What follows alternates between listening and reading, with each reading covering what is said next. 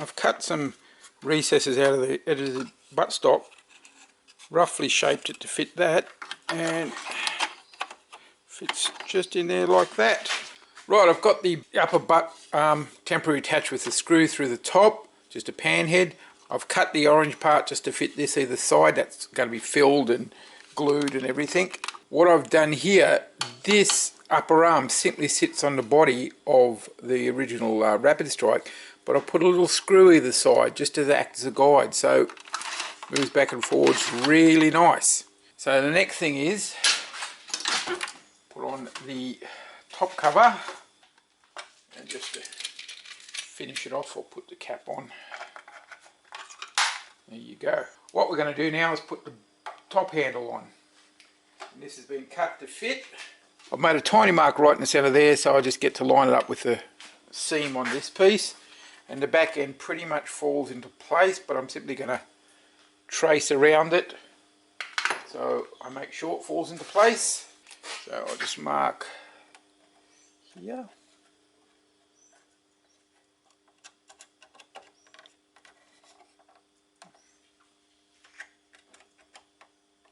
Okay, so that's centered.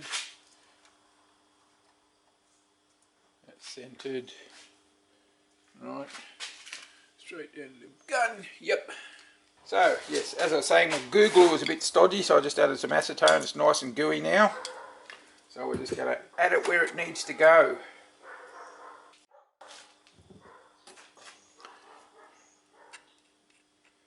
So there's my goo on there. What I'm going to do is just put that aside for a minute while I get some acetone in those areas.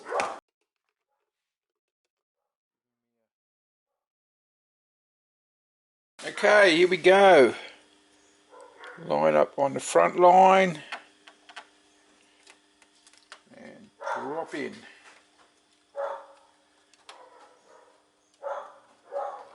Now, because I want to have a really good connection, I'm going to use a clamp.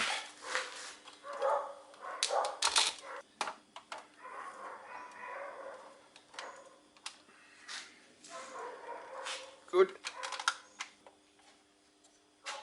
Now it'd be good if I could see down the centre of this and see how level it was, but that's going to do. Another thing you can do is, after you've clamped and glued it, you can always add just a little more acetone, because again, I know I've said it hundreds of times, but capillary action works really well. And as long as you don't work the surface too much, you're not going to actually start crazing or disfiguring the plastic. What doesn't melt, the plastic just evaporates off and you don't really get a mark there after you've painted. Right, hi guys, back again now. Just to reinforce the point, just tried to make the E-piece to cover this, which is like going to have a finger over there and a finger through there, well maybe an F-shaped piece. Okay, don't try and eyeball it, because my first attempt was that. A little big, when it actually has to be about that size. So that's a piece of graph paper with the irrelevant areas marked on it where I've got to cut out, glued to a piece of aluminium, let that dry, and then I'll get on to shaping that. Simple expedient of taking the yellow shell off, lay it on some graph paper, tracing around it, sticking that into aluminium. So I've got to this stage and I'm just shaping now.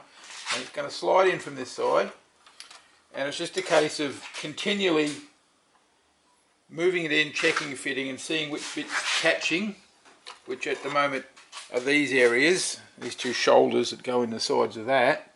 So I've got to lengthen them and lengthen that and lengthen that, so you know, you can see how it works. Step by step process, and fortunately aluminium's really easy to file. I've just got to keep things flat. I would appreciate if anybody makes some comments, just, you know, how they think the videos are going. Am I talking too much? Is there too much text? Are there too many montages? Just let me know and attempt to make suitable modifications. I just hope everybody's getting what they need from these things. Right guys, there's my shape filed. So it's just on like there, like that. Now I've marked dots and drilled holes, and because I glued the paper on with white glue, paper glue, just banging in the centre punch sort of shook the paper loose, so no scratching. However, always remember when you're drilling to support your work, or you'll do that. So I've just got to flatten that out. There we go. So now what I'm going to do is put that on there, mark where the holes are, drill the holes, put the screws in, then come in from the back and mark all the excesses hanging over, and then get my Dremel and just, you know, grind, sand, smooth, and I've got my end cover. Alright, fun pack day in the shed. Okay, I've made a metal plate, mounted it like that, and discovered got no plastic up here for the screws to bite into. So what I've done, cut a couple of notches out of here, slotted in a piece of this square plastic tube, which I actually had to cut a sliver out to fit over an existing structure in there, so it's like it's an L-shaped. Jammed a bit of styrene in there, fill it with glue, so I've got a place for these screws to mount. So that's that done. Next was, I've been concerned about the length of the butt because it's a bit short for my comfort. So got this, which is a piece of Thunderhawk. Done some holes, and it goes in there like that.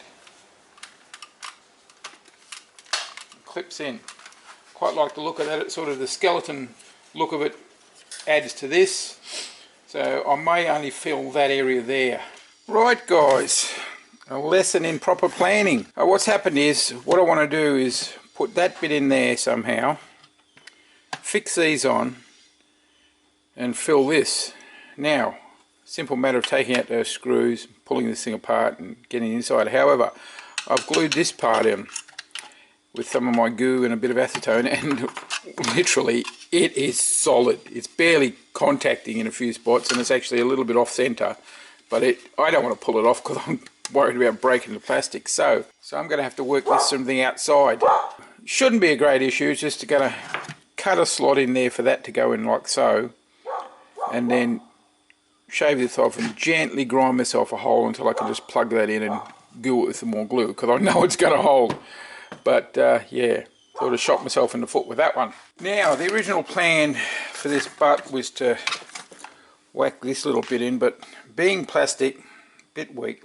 But remember those metal straws I bought from Aldi's? Well, they sell a bent version as well. So what I've done, I've just cut out the bend, drilled a hole in the base here. That goes in there, and that goes there, that goes there. This will be edited so I can actually make it appear so it just clicks in. There we go. It's a little bit loose, but what I'm going to do is put a screw straight through there, a little piece of brass, screw in the bottom, which will... So there we go, a little bit of brass. That screw and the tension on this is holding that pretty solid in place. I will put some epoxy putty around there when I get some epoxy putty, but I've just put a little bit of the goo glue and some acetone in those 3 holes and a bit up the top here, and I'm just going to clamp it. So that's clamped and drying, and this is the piece off the side of the Vulcan I'm going to use down there. Now I was going to, actually it's going to go that way, and I was going to fill this tray with resin, but that seems to have solidified in the bottle. So I'm just going to cut pieces of Nerf plastic and layer it in there with acetone and magoo glue. And here's one I've prepared earlier. So that's going to go basically like that. That cut out there allows this screw to pass over. This block fits in there. So once that's dry, just panhead screw straight through, straight up into the rear of the battery box. It won't get in the way of the battery because I'm going to use a 9-volt. And maybe at a later date I'll cover up that or fill that when I get some resin, just to make it look interesting. And we'll do that. So my mounting point can be screwed in there. I can take it out whenever I want. Right guys, you can hear the grinder winding down in the background. Now I've just fitting this to the forward grip, and I thought I'd have to do a lot of cutting and bending to make this match, but that curve that I've cut in there just actually happens to match that pretty well. So all I've done is cut off this little tab, and it'll just slide on there like that. Match. And what I'm planning to do is put some of these rare earth magnets here, like one of either of these notches, 4 of them. So they'll be glued on the inside in holes in there on either side, and they'll be glued into this slot, hopefully, if I can work out how to get them in there. And when you put it on, it just should snap into place, and it'll be pretty hard to move around. Then the last thing is just trim those off, cover that with a bit of plastic, cover that with a bit of flat plastic, and we're done. Okay, these are the magnets.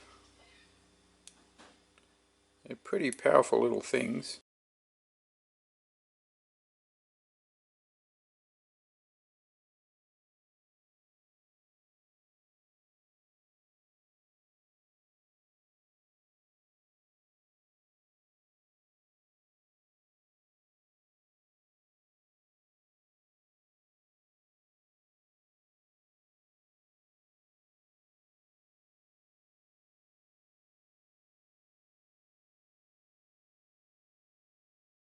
Right, there we have our little detachable grenade launcher. It's just a handle off some water pistol. I don't know where that came from. It looks Nerf plasticky, so I'll glue that in. But pretty good muzzle, and just cut a slot down the back through all the interiors, and it just clicks on. Auxiliary attachment. What I have to be careful of though is when I come to the handle mounting the magnets, I'm going to have to make sure that when you put this on, you're not ripping magnets out of the holes. And this is not a mod to make the gun work any better or anything, it's just for looks. So what I've taken is the rail. I cut off the rapid strike, cut the front bit off, and I'll just cut it shape, fit it under there, just for a different bit of a look. Oh, actually, wrong way around, like that. When that's painted, it'll all be all blended in and all that sort of stuff. So there we go.